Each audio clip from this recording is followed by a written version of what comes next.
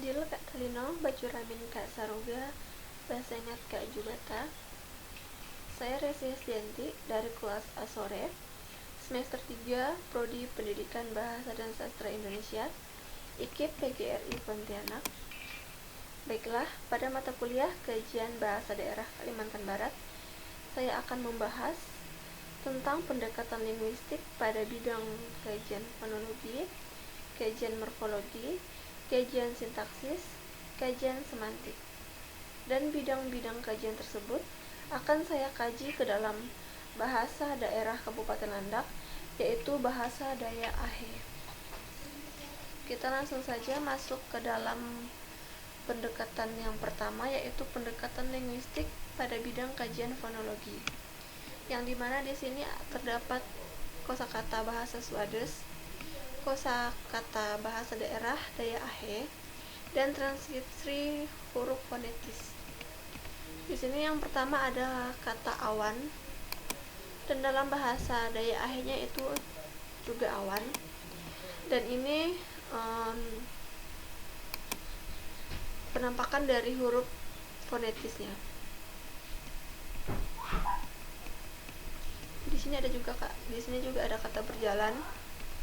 Dalam bahasa Daya Ahenya berjalan, dingin itu calap, kabut amut, dan lempar itu tabak. Sekali lagi saya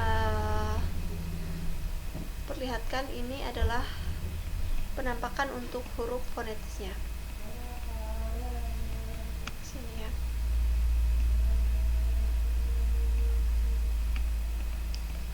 Dan langsung saja kita lanjut kepada pendekatan yang kedua, itu ada pendekatan linguistik pada bidang kajian morfologi.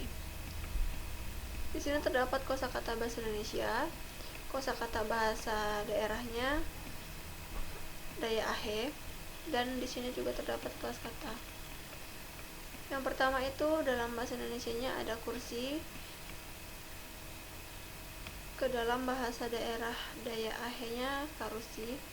Karusi ini termasuk ke dalam kelas kata benda. Berikutnya ada kata menghitung, yaitu dalam bahasa Daya Ahenya baretong. Baretong ini juga termasuk ke dalam kelas kata kerja.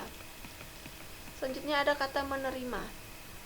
Kata menerima ini dalam bahasa Ahenya itu narima.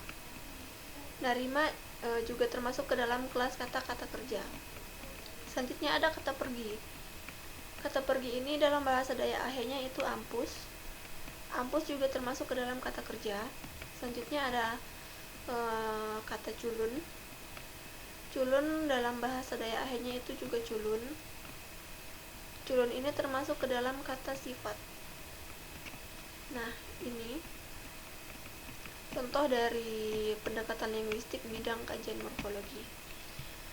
Nah, kita lanjut saja ke dalam pendekatan linguistik di bidang kajian sintaksis. Di sini terdapat kosakata bahasa Indonesianya dan kosakata bahasa Daya Ahe, dan dilengkapi juga dengan analisis fungsi. Baik, langsung saja kita masuk kepada contoh yang pertama, yang dimana di sini terdapat kata Rini menciptakan ide baru, dan dalam bahasa Daya Ahenya itu dibaca dengan Rini nyiptaat ide baru. Analisis fungsinya di sini Rini sebagai subjek, nyiptaat pemikiran baru sebagai predikat. Baik, lanjut kepada contoh yang kedua. Hari ini Susi sangat ceria. Dalam bahasa Daya Ahenya bunyinya seperti ini: Arinian Susi Miyah Sidi bahasa Mangat. Ini Susi ya. Dan analisis fungsinya itu Arinian Susi termasuk ke dalam subjek, Miyah Sidi bahasa Mangat itu termasuk ke dalam predikat. Lanjut lagi untuk contoh yang ketiga. Lisa tidak masuk sekolah karena diejek culun. Bunyinya ke dalam bahasa Daya Ahe itu Lisa inak masuk sekolah karena olok culun. Lisa itu sebagai subjek, ina masuk sekolah itu sebagai predikat, karena olok culun itu sebagai keterangan. Contoh yang keempat, saya memasak nasi. Dalam bahasa Dayak Ahenya itu berbunyi aku nyuman nasi. Aku di sini sebagai subjek, nyuman sebagai predikat, nasi itu sebagai objek. Contoh yang terakhir, ayah menghitung uang. Di sini dalam bahasa Dayak Ahenya apa ngitung duit. Ke dalam analisis fungsinya itu apa sebagai subjek, ngetong sebagai predikat, dan duit itu sebagai objek. Nah, baik. Inilah contoh dari pendekatan linguistik bidang kajian sintaksis. Kita lanjut lagi ke dalam pendekatan linguistik pada bidang kajian semantik. Di sini ada bentuk istilah, makna lesikal, dan makna pragmatis. Termasuk contoh yang pertama, di sini ada kata basaroh. Basaroh ini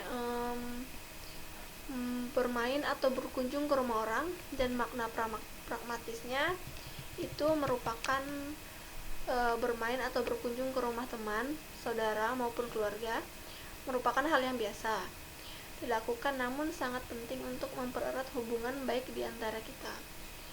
Dan contoh yang kedua itu ada kata bahuma.